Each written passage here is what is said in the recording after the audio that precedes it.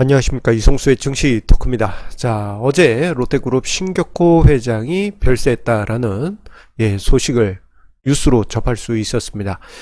자, 이로 인해서 경영 1세대가 막을 내렸다. 우리나라의 경영 1세대 분들이 모두 이제 별세했다. 그로 인해서 1세대가 막을 내렸다라고 뉴스들은 평가하고 있습니다. 자, 롯데그룹에 관한 뭐 여러 가지 긍정적인 이야기, 부정적인 이야기 많이 있습니다만, 자, 그런 부분은 차치하고요. 오늘 이상하게도 롯데그룹 계열사들의 주가가 아침장에 강하게 치고 올라가는 그런 모습이 나타났습니다. 자, 왜 롯데그룹주들은 강하게 상승했을까요? 자, 오늘 증시 토크에서는 자, 이 점에 대해서 진지하게 이야기를 드리도록 하겠습니다. 자, 신격호 회장의 별세 소식. 자, 어제 오후 늦게 저녁에 저도 접했습니다. 연세가 많이 있었기 때문에 좀 이제 언제든지 이런 뉴스가 나오리라는 생각은 하고 있었는데 막상 뉴스를 접하고 나니까 여러 가지 생각이 들었습니다. 바로 들었던 생각은 월요일에 롯데그룹주가 어느 정도로 반등할까 이런 생각을 저는 했어요. 뭐 뒤에 이야기를 드리겠지만 오너의 별세는 보통 주가 상승을 만드는 원인이 되기도 합니다. 자, 아니나 다를까 오늘 오전장에 롯데그룹주들 강한 상승이 있었고요. 자, 오전장 단 몇 분 만에 최고가까지 올라갔습니다. 가장 많이 올라간 것은 이제 롯데지주, 롯데지주의 상승률인데 거의 20% 가까이 상승했습니다. 그 외에도 이제 주요 계열사들 보게 되면 롯데칠성이 10% 상승했고, 롯데쇼핑이 장중 최고가까지 5.5%, 롯데케미칼이 장중 최고가까지 2.8% 상승하는 그러한 흐름이 나타났어요. 자, 보게 되면 이제 롯데 지주의 상승세가 더 유독 눈에 띄는데 그 이유는 자, 롯데쇼핑, 롯데케미칼, 롯데칠성 등등등 대부분의 계열사의 지분 중 상당 부분을 롯데 지주가 가지고 있기 때문입니다. 자, 그런데 왜 오너가 별세했는데 롯데 지주가 상승을 했느냐, 롯데 계열사들이 왜 상승했느냐, 이 부분에 대해서 좀 의아하게 생각하시는 분들이 많으실 겁니다. 자, 일반인들은 이렇게들 생각합니다. 오너가 별세하면 기업의 어떤 그 리더가 부재해지는 상황이 되기 때문에 이거 문제가 생기는 거 아니냐, 그렇게 생각하시는 분들이 많이 계세요. 하지만 우리나라 대기업 정도 되면요, 시스템입니다. 회사 자체가 시스템으로 돌아가기 때문에 오너가 별세했다고 해서 당장에 뭐 회사가 무너지거나 그러지 않습니다. 시스템으로 돌아가는 그러한 그룹사들이기 때문에 당장은 문제 될 것이 없어요. 오히려 다른 이유 때문에 주가가 상승하는 그러한 상황들이 만들어지게 됩니다.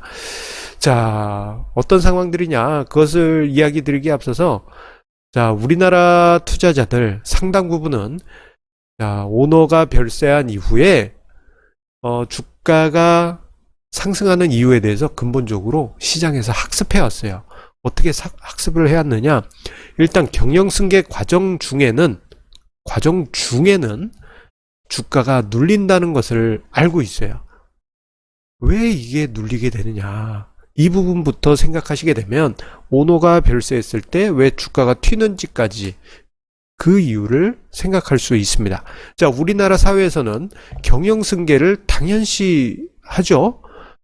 심지어는 TV 드라마에서 경영승계를 다루는 일은 뭐 모든 드라마가 다 그런 것 같습니다.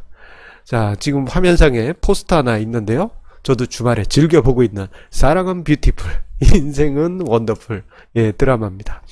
자, 보게 되면은 그 안에 경영승계 과정이 나와요. 사촌 형하고 본인 간에 어떤 은근히 보이지 않는 경영 라이벌 관계, 이런 모습도 비춰집니다.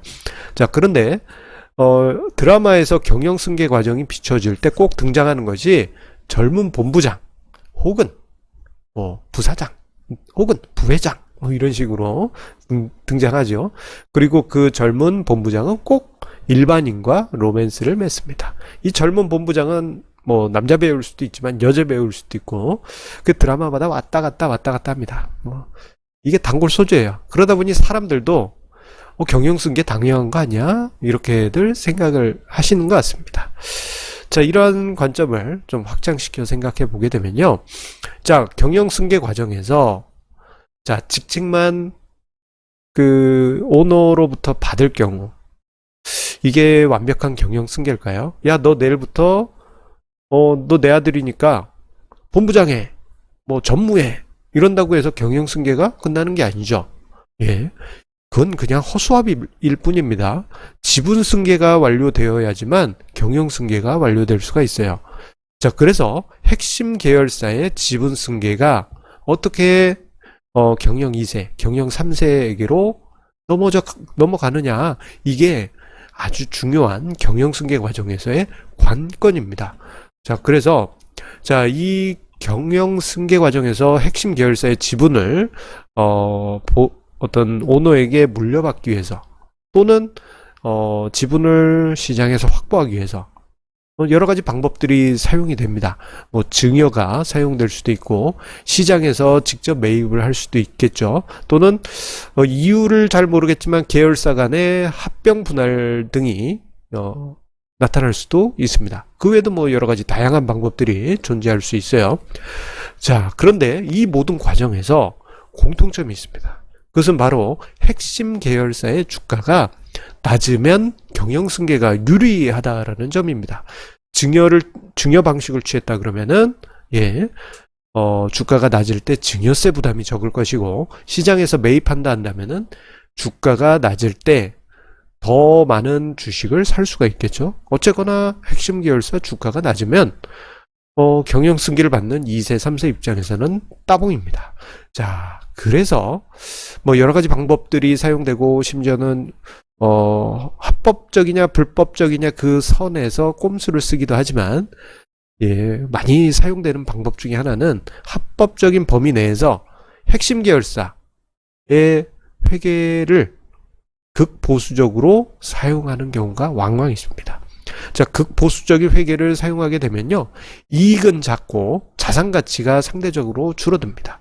핵심 계열사면은 돈도 잘 벌고, 돈을 잘 벌면 뭐 여러모로 뭐 자산도 커져야 되지 않겠습니까?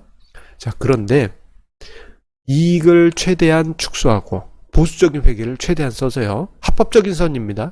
자, 자산 가치도 뭐 부풀릴 거 없이 그냥 최대한 옹골차게 그렇게 평가한다면 적정 주가 수준이 낮아지는 그런 현상이 나타날 수 있겠죠. 이러한 경우가 오너가 2세, 3세에게 경영 승계하는 과정에서 많이 나타났고, 자, 이러한 모습으로 인해서 핵심 계열사의 주가가 형편없다 보니 투자자들이 많이 겪었어요. 이거 경영 승계할 때 되니까 주가가 왜 이러나? 이런 일들을 투자자들이 우리 수십 년의 주식시장 역사에서 투자자들이 정말 많이 겪었습니다. 자, 그런데요. 자, 이러한 과정을 끝내고 오너가 별세하게 되면은 지분 승계가 강제 종료되게 됩니다. 자, 이 순간부터는 상속이 개시가 돼요. 이제부터는 뭐 극보수적인 회계를 써서 최대한 지분을 확보해야지 이런 관점보다도 자, 상속이 개시되기 때문에 상속세를 납부를 하는 것이 관건이 되게 됩니다. 자, 상속세를 납부하려면 어떻게 해야 되겠습니까? 뭐 주식을 매도해서 납부하는 방법도 있겠고, 혹은 물납을 할 수도 있겠죠. 또는 주식담보대출을 받아가지고 세금을 상속세를 납부를 할 수도 있습니다. 자, 어떤 방식이든지 간에 이 시점부터는 주가가 상승하면 유리해요. 경영 2세, 경영 3세 입장에선 말입니다. 자, 그래서 보수적인 회계 방식에서 벗어나 적정 수준의 회계 방식으로 풀어지겠죠. 최대한 비용을 많이 잡았던 회계였다면 그냥 적정 수준으로 돌아가기만 해도 이익이 늘어나게 됩니다. 그리고 자산 평가할 때 최대한 축소하는 방식, 이건 합법적인 선에서요. 그 방식을 썼다면 일반적인 방법으로 돌아가면 자산 가치가 커질 수 있겠죠. 장부상 그렇게 되면은 자연스럽게 주가가 이 회사 이상하게 이익이 늘어나네? 퀀텀 점핑 하는 거 아니야? 이러면서 주가가 빵빵빵빵 가는 경향을 보이게 되고, 이러한 현상 또한 많은 투자자들이 시장에서 오랜 기간 보았습니다. 자, 그러다 보니 오너가 별세하면 주가가 곧 튀겠구나, 그러한 생각을 하게 되면서 오너 별세 후 매수세가 유입되는 원인이 되는 것입니다. 자, 그리고 회사 내부 정치적으로 보면요, 지분을 충분히 가지고 있으면 경영승계가 완료된 거긴 하지만, 또 사람을 부리려면 그 안에서 정치도 잘하지 않습니까? 아무리 회장님의 아들, 회장님의 손자라고 하더라도 정치 잘못하면은, 회사 내부 정치입니다, 잘못하면은 이거 힘을 쓰지 못합니다. 정치를 잘하기 위해서는 보여주기를 잘해야 되는데, 그러기 위해서 이익을 늘리고 자산 가치를 늘리는 등 경영 성과를 보이게 되면요, 자연스럽게 오너께서 돌아가셨지만 경영 2세, 경영 3세께서 회사를 맡고 나시더니 실적이 빵빵 늘어나는구나, 잘 따라야 되겠다, 이런 분위기 만들어지지 않겠습니까? 자, 그래서 오너가 별세한 후에는 보수적 회계에서 벗어나서 여러 가지 회사 가치가 증가하는 방향으로 여러 가지 부분이 바뀌게 됩니다. 자, 이러한 케이스를 많은 경우에서 볼 수 있는데, 대표적으로 두 가지 케이스를 준비했습니다. 자, 첫 번째는 조양호 회장, 한진그룹 조양호 회장이 별세한 후에 대한항공의 주가 급등 현상을 우리 2019년 작년에 보았죠. 주가가 펑 튀었다가 주저앉았는데, 자, 이렇게 주가가 튄 이유가 바로 오너가 별세하고 나면 앞서 언급드렸던 그런 현상이 있겠구나라는 기대감이 반영되기 때문입니다. 대신에 이제 대한항공이나 한진그룹 같은 경우에는 여러 가지 가족사적으로 시끄러운 일들이 있다 보니 주가가 그 이후에 회사 내용 자체도 좀 불안불안했지 않습니까? 그래서 줄줄줄줄 주가가 하락했지만, 다른 케이스, 이거는 이제 2010년대에 갑자기 오너가 별세한 어떤 K사 주가 흐름입니다. 갑자기 별세하시기 직전에는 주가가 재미가 없었어요. 참 좋은데 회사 주가가 안 올라가네, 이런 회사가 저 회사였어요. 그런데 별세하시고 난 다음에 갑자기 주가가 펑 치고 올라가는데, 회사 실적도 같은 시기에 펑 치고 올라갑니다. 몇 년 동안. 이러한 일들이 오너 별세 후 많은 기업들에서 나타난다는 점 기억을 하시면은, 우리 애청자님들도 투자하실 때 여러모로 활용하실 수 있을 거예요. 자, 그렇다면 이제부터는 롯데그룹의 주가는 어떻게 흘러갈지 궁금해 하실 수도 있는데요. 그 부분은 시청자님들의 상상에 맡기도록 하겠습니다. 자, 지금 실질적으로 신동빈 회장이 롯데그룹을 맡고 있죠. 자, 지금까지는 잘해왔는데, 그 잘해온 게 계속 잘해진다면 지금보다 주가가 한 단계 레벨업 될 수 있겠습니다만, 그렇진 않으리라 믿습니다만, 또 한진그룹처럼 시끌벅적하게 내부적으로 좀 힘든 상황이 있게 될 경우에는 또 어떻게 될지 모릅니다. 그래도 좋은 방향으로 가서 롯데그룹주에 투자하신 분들께 좋은 일들이 있길 바라고요. 자, 그리고 오너가 별세했을 때 아이러니하게도 관련 계열사들의 주가가 왜 상승하는지 오늘 증시 토크를 통해서 충분히 이해하셨길 바라겠습니다. 자, 항상 우리 애청자님의 구독, 좋아요, 공유해 주시는 그 마음에 감사드리면서요. 자, 어떻게 보면은 우리나라 큰 그룹사의 회장님이 돌아가셨기 때문에 삼가 고인의 명복을 표하면서 오늘 증시 토크를 마치도록 하겠습니다. 감사합니다.